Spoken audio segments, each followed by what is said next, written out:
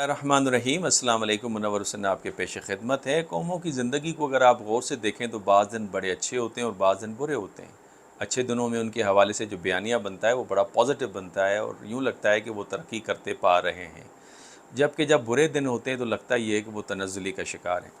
इसी हवाले से अगर आप देखें फॉर इंस्टेंस 2022 के साल को और फिर 2023 को कुछ जगह जगह अगर आप भारत के हवाले से देखें तो भारत का एक पॉजिटिव बयानिया आपको दुनिया के अंदर नज़र आया और पॉजिटिव बुनियाद के ऊपर इस तरह नज़र आया कि तरक्की याफ्ता ममालिक के उनके प्राइम मिनिस्टर के दौरे आपको नज़र आते हैं और उसके अलावा मुख्तलिफ़ ममालिक की सरमायाकारी भारत के अंदर नज़र आती है, टेक्नोलॉजी के ट्रांसफ़र होने की बात नज़र आती है, उनकी इकानमी तरक्की पाते नज़र आती है। और उसके साथ साथ अगर आप देखें तो चीन की मुखालफत में वो दुनिया के अहम ममालिक के साथ आपको अलाइंस बनाते हुए नज़र आता है। जबकि दूसरी तरफ अगर पाकिस्तान को देखें तो इन सालों के अंदर पाकिस्तान के हवाले से जो बयानिया है वो काफ़ी नेगेटिव आपको नज़र आता है कि सियासी अदम इस्तेहकाम है, माशी तौर पे कमज़ोरी का शिकार हैं और फिर दहशत गर्दी जैसे जो वाक़यात हैं वो उसके अंदर नज़र आते हैं। लेकिन अब लग यूँ रहा है कि मामलात उलट हो रहे हैं। पाकिस्तान के बेहतरी के दिन आपको नज़र आ रहे हैं, जबकि भारत के इस हवाले से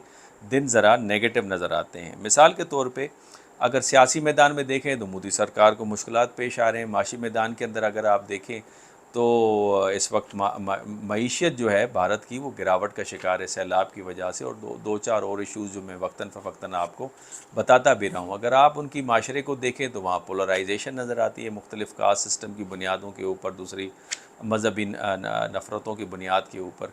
और उसके साथ साथ फिर अगर आप ये देखें कि उनकी जो इंटीग्रेशन है उसको बड़ा सीरियस इस वक्त धचका लग रहा है। जैसे मणिपुर का वाक़यात चल रहे थे तो अब हरियाणा के अंदर शुरू हो गए। उससे पहले हमें पता है कि आसाम के अंदर क्या चल रहा है, कश्मीर के अंदर क्या चल रहा है, नागालैंड के अंदर क्या चल रहा है। तो भारत का जो एक ट्रेंड बन रहा है नैरेटिव का या भारत की जो सिचुएशन है वो काफ़ी नेगेटिव नज़र आती है। जबकि पाकिस्तान के इस हवाले से अगर आप नैरेटिव को देखें तो पाकिस्तान के हवाले से पॉजिटिव बनता नज़र आ रहा है। मिसाल के तौर पे अगर अब ये आप देखें IMF के साथ डील हुई, उस पर बहुत सारे लोग क्रिटिसाइज़ करेंगे लेकिन टेम्परेरी आपको रिलीफ मिला।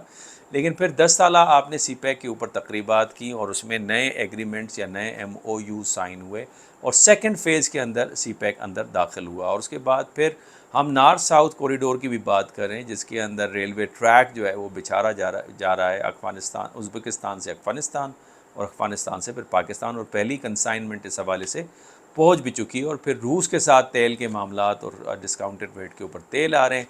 अब जनरल आसिम मुनीर की काविशों के साथ और हुकूमत की काविशों के साथ हमें नज़र आ रहा है कि इस वक्त पाकिस्तान में जो 6 ट्रिलियन डॉलर्स के जो मिनरल्स हैं उसके हवाले से कॉन्फ्रेंस हुई और उसमें स्पेशली बहुत सारे सरमायाकारों ने दिलचस्पी का इज़हार किया है। बल्कि सऊदी अरब की तरफ से तो ज़्यादा सरमायाकारी इस हवाले से नज़र आती है। तो पाकिस्तान के हवाले से जो बयानिया बनता जा रहा है वो बड़ा पॉजिटिव बनता जा रहा है। अब मैं एक एक करके जो हिंदुस्तान का बयानिया है वो गिनवाऊंगा, लेकिन उससे पहले बता दूं कि ये वीडियो 2 किस्तों के ऊपर मुश्तमिल होगी। एक मैं भारत के हवाले से और दूसरा पाकिस्तान के हवाले से आपको सबूत के साथ, एविडेंसेस के साथ आपके पेश खिदमत करूँगा। अब सियासी मैदान पर अगर मोदी सरकार को देखें तो इस वक्त मुश्किलात में है और उनकी जो ट्रेंड बनता नज़र आ रहा है वो नाकामियों का बनता नज़र आ रहा है। मिसाल के तौर पर कर्नाटका के अंदर इलेक्शंस हुए, नाकामी हुई बीजेपी को। उसके बाद अरुणाचल के अंदर हुए, नाकामी हुई। फिर पंजाब के अंदर हुए, फिर वहाँ पे नाकामी हुई। और फिर उस पे सोने पे सुहागा जो अपोजिशन की 26 पार्टियां हैं उनका इत्तेहाद बन गया है, जो कि बज़ाहिर मुश्किल नज़र आ रहा था। और इस इत्तेहाद के होते हुए मोदी सरकार के हवाले से जो पेशन गोई की जा रही है कि वो आने वाले इलेक्शंस में कामयाब नहीं होगी। और फिर उस पर एक और बात ये हो गई कि वहाँ पे नो कॉन्फिडेंस मूव मोदी सरकार के ख़िलाफ़ वो भी लाद दी गई। तो लिहाजा बीजेपी जो है इस वक्त बड़े मुश्किल मराइल से गुज़र रही है और इस सूरत हाल से बचने के लिए बीजेपी कुछ भी कर सकती है। आपने सुना होगा कि जो उनके डिफेंस मिनिस्टर थे राजनाथ सिंह, उन्होंने पाकिस्तान को इस हवाले से धमकियाँ देना शुरू की और कि हम पाकिस्तानी साइड ऑफ कश्मीर और गिलगित बल्तिस्तान के ऊपर कुछ भी कर सकते हैं। मेरा ख़्याल है अपनी पॉपुलैरिटी को लेने के लिए एंटी पाकिस्तान कार्ड को वो खेलना चाह रहे हैं, जो कि मुनासिब नहीं है इस हवाले से। और सिर्फ ये नहीं कि पाकिस्तान के ख़िलाफ़ बल्कि अंदरूनी तौर के ऊपर भी हिंदुस्तान में वो कुछ भी करवा सकते हैं, इवन अपने बंदे मरवा सकते हैं। ये बात मैं नहीं कह रहा। जो एक्स गवर्नर हैं गोवा के या कश्मीर के उनका ये ख्याल है, जिनका नाम सत्यापाल मलिक है, उन्होंने पहले भी एक बयान दिया था कि कश्मीर के हवाले से जो पुलवामा था वो इंसिडेंट मोदी सरकार ने सियासी मफादात को हासिल करने के लिए खुद करवाया था, तो अब भी इस किस्म के तमाशे वो कर सकते हैं। ये जो एक्स गवर्नर हैं वो क्या बयान दे रहे हैं इस हवाले से, आइए उनकी ज़रा वीडियो देखिए। 2024 के चुनाव में तो ये बचेंगे नहीं, हटा दिया जाएंगे। अगर ये 200 सीट पे भी आ गए नीचे तो पार्टी के ही लोग इनको हटा देंगे। And he knows this. मुझे ये डर है कि ये कहीं कोई खुराफात ना करा दें, जैसे राम मंदिर पे कोई विस्फोट करा दें, किसी बीजेपी के आदमी को मरवा दें, इम्पोर्टेंट को। ऐसे काम करा सकते हैं, he is capable of that. जो पुलवामा करा सकता है वो कुछ भी करा सकता है। अब दूसरा फैक्टर हम दूसरे फैक्टर पे बात कर लेते हैं, वो है माशियत। और माशियत के हवाले से जो ट्रेड है वो बड़ा इंपॉर्टेंट होता है। इस हवाले से अगर आप देखें तो यूरोपियन यूनियन ने एक किस्म की धमकी दे दी है हिंदुस्तान को कि वो ट्रेड सैंक्शंस लगा सकते हैं इंडिया के ऊपर ह्यूमन राइट्स वायलेशन के हवाले से। और हमें मालूम है कि यूरोपियन यूनियन के अंदर इस वक्त तकरीबन 28 ममालिक हैं, जिसमें अंदर फ्रांस है, जर्मनी है, इटली है, स्वीडन है, लग्जमबर्ग है, नीदरलैंड है, and there are other countries. तो उन्होंने कंसर्न शो किए इस हवाले से। जो मणिपुर में स्पेशली जो 3 ख़वातीन को बरहना करके जो वॉक करवाया गया है, इस हवाले से यूएस के अंदर और यूके ने इसके ऊपर काफ़ी सीरियस किस्म की रिजर्वेशन शो की हैं। और यूके में तो हाउस ऑफ कॉमन्स में इस इशू को उठाया गया और उनका मानना ये है कि ये प्री प्लान था, ये पहले से इसको मैनेज किया गया है। अब मणिपुर के हवाले से ये कहा जा रहा है तकरीबन 100 से ज़ायद चर्चिज़ को जलाया जा चुका है बीबीसी के मुताबिक, और 100 से ज़्यादा लोग अब तक कत्ल हो चुके हैं और 50,000 से ज़्यादा लोग मणिपुर को छोड़कर नकल मकानी कर चुके हैं।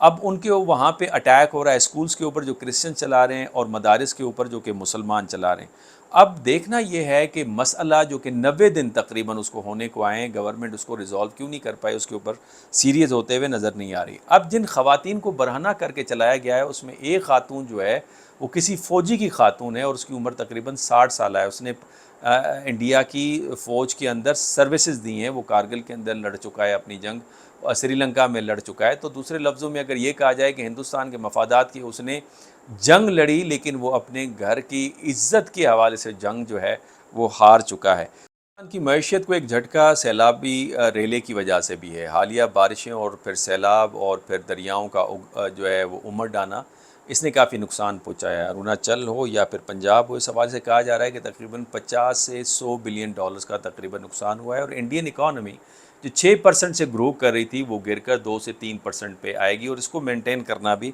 मुश्किल नज़र आ रहा है। इसी हवाले से चूँकि उसकी जो दलील दी जाती है वो ये दलील ये दी जाती है, जिसका जिक्र मैंने पहले की व्लॉग के अंदर भी किया, कि जो 40% ऑफ इंडियन जीडीपी है उसमें उसका एग्रीकल्चर का हिस्सा है। तो इस वक्त एग्रीकल्चर को बहुत शदीद नुकसान पहुँचा है और इस हवाले से यही वजह है कि कहत आने का ख़तरा है, जिसके पेश नज़र जो एग्रीकल्चरल प्रोडक्ट हैं उसके ऊपर बैन कर दिया गया है। स्पेशली राइस के हवाले से हमने सुना। इस हवाले से जो रिकन्स्ट्रक्शन और रिहेबिलिटेशन की कॉस्ट है वो भी आपको बढ़ते हुए नज़र आ रही है। तो लिहाजा इस जो बुरी सूरत हाल है उसमें रियासत कहाँ खड़ी है, मोदी सरकार कहाँ खड़ी है, इस हवाले से अवाम के क्या तासुरात हैं, वो क्या बयानात दे रहे हैं, आइए ये वीडियो देखिए।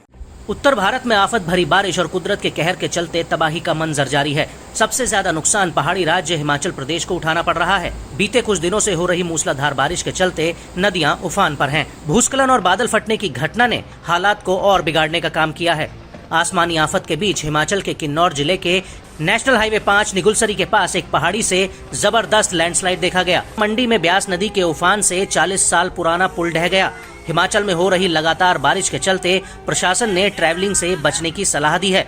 वहीं मौसम विभाग ने अगले 48 घंटों में भारी बारिश को लेकर रेड और ऑरेंज अलर्ट जारी किया है।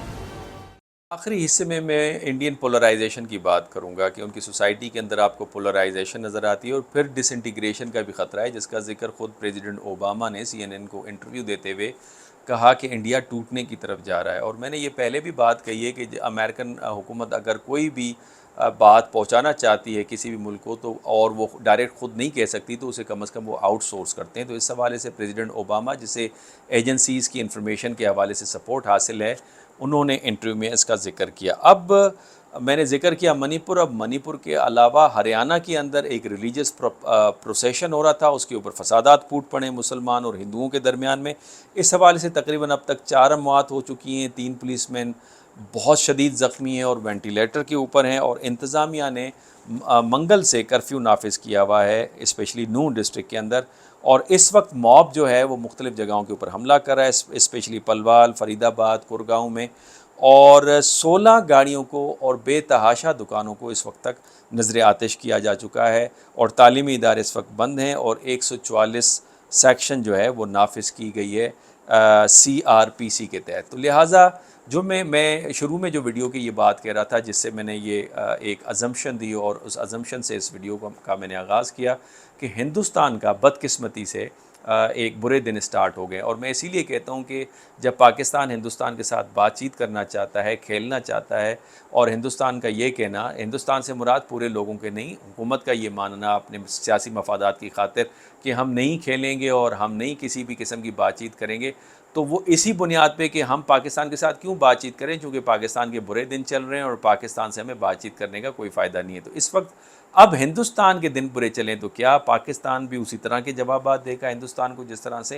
हिंदुस्तान पाकिस्तान को जवाबात देता था। आखिर में मैं आपके सामने वो फैक्ट्स रखने जा रहा हूँ जिसने मेरे दिल को हिला दिया, मुझे मग़मूम कर दिया। उस पर जितना दुख किया जाए, जितनी उस पर तनकीद की जाए, जितनी उसकी मजम्मत की जाए, वो बहुत ज़्यादा कम है। भारत एक ऐसा मुल्क दुनिया में उभर रहा है जहाँ पे बच्चियाँ और ख़वातीन महफूज नहीं हैं, चाहे वो मुसलमान हैं, क्रिश्चियंस हैं और हिंदू हैं। इस हवाले से केनेथ रॉट जो एग्जीक्यूटिव डायरेक्टर रहे हैं ह्यूमन राइट्स वॉच के, उन्होंने 2 अगस्त को एक ट्वीट किए जिसके अंदर उन्होंने बताया है कि भारत के अंदर माइनॉरिटीज़ के साथ क्या हो रहा है, और स्पेशली मुस्लिम्स के साथ। उन्होंने बताया कि एक मुसलमान बच्ची को गैंग रैप किया गया, उसकी वीडियो बनाई गई, उसके बाद फ़ख्रिया तौर पे उसे वायरल किया गया। इसी तरह रेलवे पुलिस के 2 कांस्टेबल्स ने 2 मुस्लिम्स को शूट डाउन किया, और उसके बाद उन्होंने मोदी के नारे लगाए, और एक मुसलमान खातून को पकड़ा गया, उस पर हमला किया गया, उसके कपड़े फाड़े गए, और कपड़े फाड़ने के बाद उसके साथ बुरा सलूक करने जा रहे थे कि एक मुसलमान आया और उसने उसको बचाने की कोशिश की। उस मुसलमान की भी लिंचिंग हुई, मसाजिद पे हमला, उनको आग लगाना और उनके पेश इमाम को कत्ल करना, मदारिस के बच्चों पे हमला, इस तरह की चीज़ें भारत के अंदर नज़र आ रही हैं। इस हवाले से ख़ुद जो भारत के अंदर सैन वाइसेस हैं वो बहुत ज़्यादा परेशान है कि भारत का जो सेकुलर जो इज़म का जो चेहरा था, जो गांधी इज़म थी, जो नेहरूविन इज़म थी, उसके ऊपर पानी फेर दिया गया है मोदी इज़म की वजह से या मोदित्वा की वजह से। लिहाजा एक बरहमन, सेंसिबल, पढ़ी लिखी भारतीय खातून क्या कह रही है, मोदी साहब से क्या पूछ रही है कि जो आपका नारा था सबका साथ सबका विकास, वो कहाँ चला गया। आइए ये ज़रा वीडियो देखिए। आज का ये वीडियो सिर्फ और सिर्फ भारत के प्रधानमंत्री नरेंद्र मोदी के नाम है। सीधे दिल से एक नागरिक, एक हिंदू, एक महिला, एक ब्राह्मण, एक भारतीय, एक इंसान के मन की बात। मोदी जी 8 साल हो गए, पूरे 8 साल, जब आपने कहा था सबका साथ सबका विकास। कहाँ चला जाता है आपका सबका साथ सबका विकास, जब नवरात्रि और रोज़ों जैसे पवित्र समय में हनुमान मंदिर के बाहर एक गरीब मुसलमान ठेले वाले के सारे तरबूज तहस नहस कर दिए जाते हैं। आपकी पुलिस हाथ पर हाथ रखे बैठी रहती है और आप अपनी जुबान पर ताला लगाकर बैठे रहते हैं। कहाँ चला जाता है आपका सबका साथ सबका विकास, जब यूपी का एक गरीब मासूम चूड़ी वाला तस्लीम सैकड़ों किलोमीटर दूर इंदौर आकर हिंदूवादी भीड़ की हिंसा का शिकार होता है, पिटता भी है, जेल भी जाता है, और आप चुप रहते हैं। कहाँ चला जाता है आपका सबका साथ सबका विकास, जब एक कॉमेडियन बिना कोई अपराध किए महीने जेल में सड़ता है तो आपकी जुबान सिल जाती है। बताइए ना, कहाँ चला जाता है आपका सबका साथ सबका विकास, मोदी जी, जब कर्नाटक में देश की बच्चियों को वो नहीं पहनने दिया जाता जो वो पहनना चाहती हैं, और आप आंखें मूंदे किए रहते हैं। कहाँ चला जाता है आपका सबका साथ सबका विकास, जब सैकड़ों लुच्चे लफंगों की भीड़ एक अकेली बुर्के वाली लड़की के पीछे दौड़ती है, चिल्लाती है, डराती है, और आप बस देखते रहते हैं। कहाँ चला जाता है आपका सबका साथ सबका विकास, जब यति नरसिंहानंद जैसे दर्जनों भगवाधारी खुलेआम मुसलमानों के नरसंहार की अपील करते हैं। कहाँ चला जाता है आपका सबका साथ सबका विकास, मोदी जी, जब टीवी चैनल हल्दीराम की दुकान में घुसकर उर्दू और अरबी में लिखने को मसला बनाते रहते हैं। बताइए, कहाँ चला जाता है आपका सबका साथ सबका विकास, जब आपके ही मंत्री खुलेआम देश के गद्दारों को गोली मारो, नहीं, देश के गद्दारों को गोली मारो सालों को नारे लगाते हैं, और आप ऐसे ही दिखाते हैं कि आपको कुछ पता ही नहीं चला। प्रधानमंत्री जी, मैं आपसे ही बोल रही हूँ, मेरे सवाल खत्म नहीं हुए हैं, मेरे मन की बात पूरी नहीं हुई है। बताइए ना, प्लीज बताइए, कहां चला जाता है आपका सबका साथ, सबका विकास, सबका विश्वास, जब इंटरनेट पर सुल्ली डील, बुल्ली डील के जरिए इस देश की महिलाओं की खुलेआम नीलामी लगती है? कहां चला जाता है आपका सबका साथ, सबका विकास, जब देश की राजधानी दिल्ली में बिना इजाजत के नफरत और जहर की शोबाजी होती है, मुल्ले काटे जाएंगे के नारे लगते हैं और आप चुप रहते हैं? कहां चला जाता है आपका सबका साथ, सबका विकास, जब शहर शहर भगवाधारी मस्जिदों के सामने खड़े होकर भड़काऊ नारे लगाते हैं, मरने मारने की बात करते हैं, दंगे भड़काते हैं? कहां चला जाता है आपका सबका साथ, सबका विकास, जब भगवा का चोला पहनकर खुद को महंत कहने वाला एक दानव खुलेआम मुस्लिम महिलाओं के बलात्कार की बात कहता है और आप खामोश रहते हैं? मोदी जी 8 साल हो गए हैं, पूरे 8 साल। 8 साल में अब तक 800 ऐसी शर्मनाक घटनाएं हो चुकी हैं और आपने अब तक चूं तक नहीं की है। एक नागरिक होने के तौर पर मेरा दिल रोज तड़पता है। एक महिला होने के नाते मेरा रोम रोम रोज रोता है। एक हिंदू होने के तौर पर मैं रोज शर्मिंदा होती हूँ। एक ब्राह्मण होने के तौर पर तो मेरी आत्मा रोज तड़पती है। एक भारतीय होने के तौर पर मैं रोज कराहती हूँ और आपको कोई फर्क ही नहीं पड़ता। इस देश की तबाही, इस देश के विनाश, मानवता के सर्वनाश से आपको कोई फर्क नहीं पड़ता। आपको याद है ना मोदी जी, पंडित नेहरू ने क्या कहा था? Who lives if India dies? Who lives if India dies? कौन जिंदा रहेगा, कौन बचेगा जब भारत ही नहीं बचेगा? इस बात को समझिए प्रधानमंत्री जी, भारत की आत्मा रो रही है, भारत का शरीर करा रहा है, भारत के अंग प्रत्यंग लहूलुहान है, उन जख्मों को मरहम की जरूरत है, नमक की नहीं। आइए भारत के लिए आवाज उठाइए, भारत के शरीर, भारत की आत्मा के लिए आवाज उठाइए।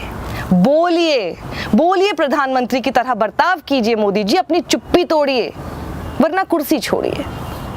इसके अलावा जो सबसे डरावनी बात है कि सिर्फ मुसलमान ख़वातीन नहीं, मोदी साहब की हुकूमत आने के बाद जो सबसे बड़ा जुल्म हुआ है भारत के माशरे के ऊपर, वो ये हुआ है कि भारतीय जो बच्चियां हैं, जिसे वो महिलाएं कहते हैं, 13 लाख 3 सालों में उनकी अपनी एक रिपोर्ट के मुताबिक 13 लाख बच्चियां लापता हैं और उनका कुछ पता नहीं है। और उसमें कहा यह जा रहा है कि असर व रसूख रखने वाले सियासतदान लोग, रिलीजियस लीडर्स, वो उनको इस्तेमाल करते हैं और उनका व्यापार करते हैं, वो नज़र आते हैं। उसके अलावा एक और जो संगीन बात, वो अभी मैं आपके सामने वो वीडियो भी रख दूंगा, लेकिन उसके अलावा मैं आपको एक और फैक्ट देना चाहता हूं। जो वज़ीर बराए दाखिला हैं भारत के, अजय मिश्रा, इन्होंने ऐवान बाला राज्यसभा को बताया कि 2019 से 2021 में कश्मीर में तकरीबन, उन्होंने बताया है फिगर कोई दिए, 10,000 ख़वातीन, जिसमें 18 साल से कम और 18 साल से ज़्यादा ख़वातीन हैं,